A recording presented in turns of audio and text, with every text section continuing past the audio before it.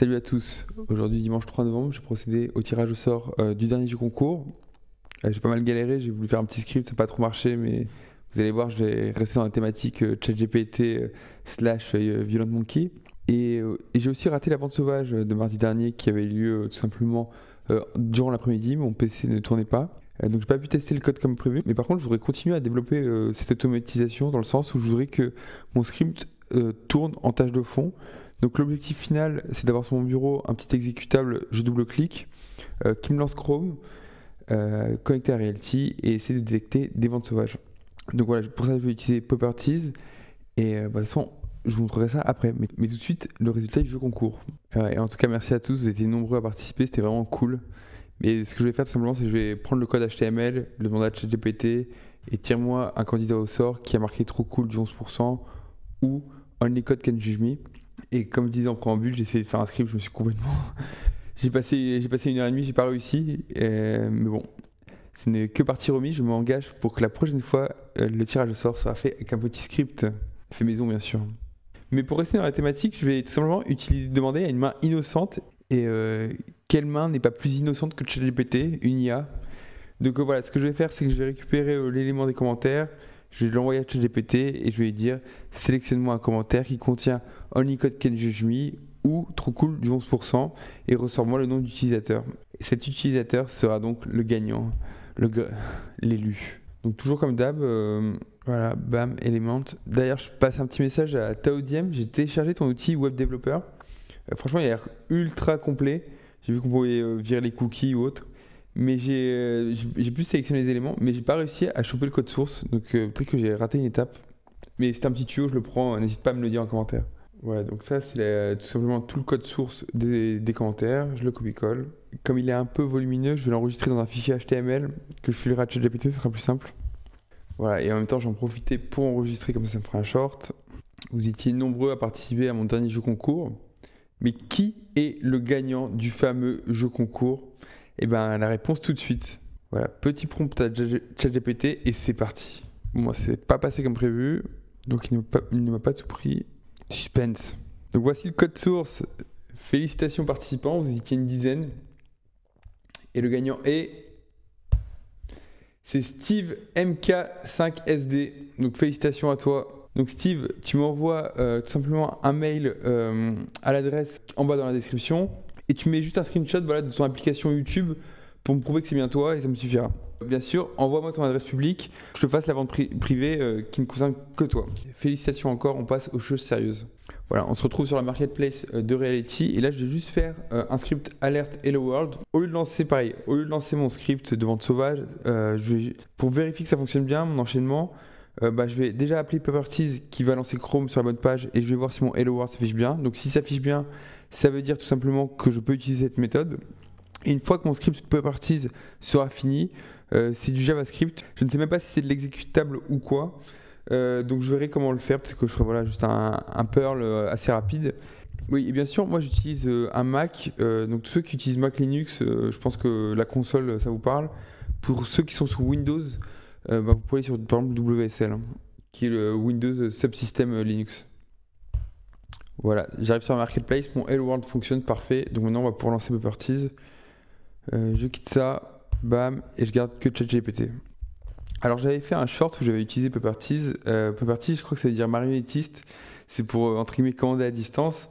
C'est ce qu'utilise Google tout simplement pour faire améliorer son annuaire de référencement, savoir pour scanner tout le web. À la base, j'avais utilisé cet outil pour participer aux ventes sauvages, mais vous irez voir dans le short, je me suis pris un ban, j'étais détecté comme étant un bot. Donc voilà, une étape de plus à surmonter et on verra ce qui se passe. Donc je vais sur ChatGPT et je vais lui faire un prompt. Donc voilà, il m'a fait un script tout simplement pour Properties, ça va être compliqué à dire. Donc voilà, donc Endless, vous verrez ce que c'est. Ça me lance le navigateur, browser. Ça va à la page et je lui ai demandé en fait tout simplement t'attends que la page soit totalement chargée et ensuite tu fais un sleep. Et après à la fin tu fermeras le navigateur, mais on verra que c'est une option. C'est 600, pareil, je les mets en constante parce que peut-être un jour je mettrai 24 heures, je ne sais pas. Donc parfait, il m'a fait le script et on va tester ça. Donc voilà, Maintenant il faut que je le lance, donc il faut que j'ouvre la console. Alors pareil, moi je suis sur Mac, j'utilise Visual Code Studio. C'est un IDE quoi, c'est un outil de développement. Donc voilà, j'ouvre un terminal. Voilà, la console c'est ce qui est en bas, vous pouvez taper des commandes, bon là je tape n'importe quoi. Voilà, vous faites un ls, c'est le truc le plus simple, c'est que vous affiche, enfin, tout simplement, vous êtes dans un dossier et ça vous affiche tout ce qu'il y a, les autres dossiers ou les autres fichiers. Alors, peut-être qu'il y en a qui utilisent Windows qui ne sont pas familiers avec ce système de commande. Pour faire simple, c'est juste vous donner des instructions pour vous déplacer de dossier en dossier, pour exécuter, pour faire plein de trucs. En gros, j'ai toujours bossé sur Linux, donc avec la console. Là, j'ai un Mac. Par chance, il y a aussi une console, donc c'est assez simple. Mais pour ceux qui ont du Windows, rien de grave. Il y a WSL, c'est Windows Subsystem Linux. Et de toute façon, même quand, à titre professionnel, quand je codais sous Windows, on utilisait ça. Vous pourrez aller voir des tutos sur le web, il y en a pas mal. Et c'est pas si compliqué que ça à installer. Cette console, elle m'a drop tout simplement dans l'utilisateur Liliane. J'ai fait un ls. Voilà, je peux voir ce qu'il y a autour. Application, desktop, là vous voyez là. Et ben je vais être dedans, je vais faire desktop et voilà. Et après maintenant il faut que je lance le code et je l'ai appelé comment? Je l'ai appelé script. Voilà. Et là on va voir si ça fonctionne. Sans les mains. Alors ça a mis énormément de temps. Voilà, j'arrive sur la page de la marketplace. Vous voyez qu'il y a des cookies. Et avec ce que vous avez vu en début de vidéo, ça n'a rien à voir. Bah, c'est normal tout simplement parce qu'en fait, je suis sur une espèce c'est une espèce de Chromium-like. Alors Chromium, c'est quoi?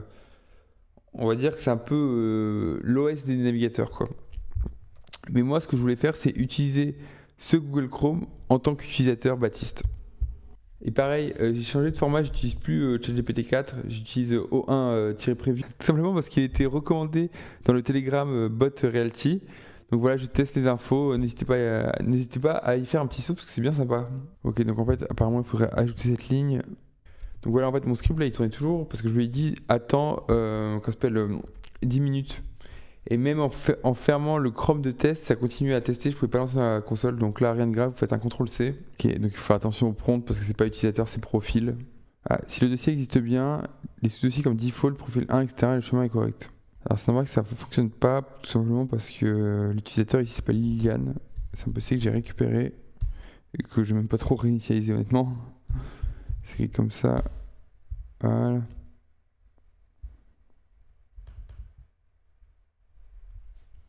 Voilà, je dis que l'utilisateur en fait c'est pas le bon et comment choisir le profil associé. Un profil Chrome spécifique. Donc voilà, il manque cette ligne. Voilà, donc ça m'ouvre à Chrome, mais c'est toujours pas le bon. Ouais, j'ai vu qu'il y a un profil 4, j'y vais un peu comme un bourrin. Et c'est parti, sans les mains. Toujours pas, pourquoi il me prend pas le bon là? Ok, je vois qu'en fait il m'appelle un Chrome, mais j'ai pas du tout les bons utilisateurs. Donc je vais tester autre chose. Et pareil, pour éviter de me faire ban de Realty, je vais tout simplement copier-coller cette ligne et lui demander d'aller sur google.com. Parce que là, mon but, c'est d'utiliser le bon Chrome avec le bon utilisateur.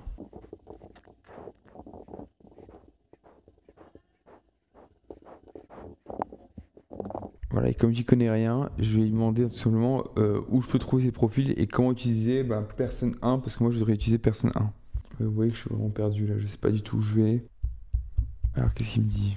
Les profils Chrome sont stockés dans des dossiers séparés, mais les noms de ces dossiers... Ok. Mais il est pas mignon le petit Baptiste. En fait c'était tout simple, c'était juste moi mon compte par défaut. Donc on va tester ça.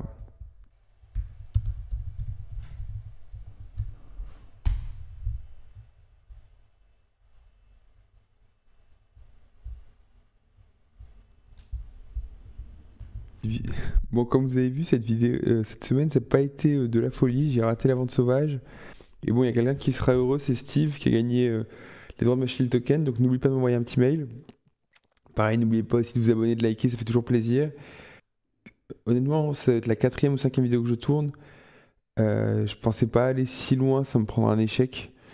Bon, c'est des choses qui arrivent. C'était limite de l'insolence de réussir sans connaître le JavaScript. Hein. Je vous rappelle, je connais toujours pas le JavaScript.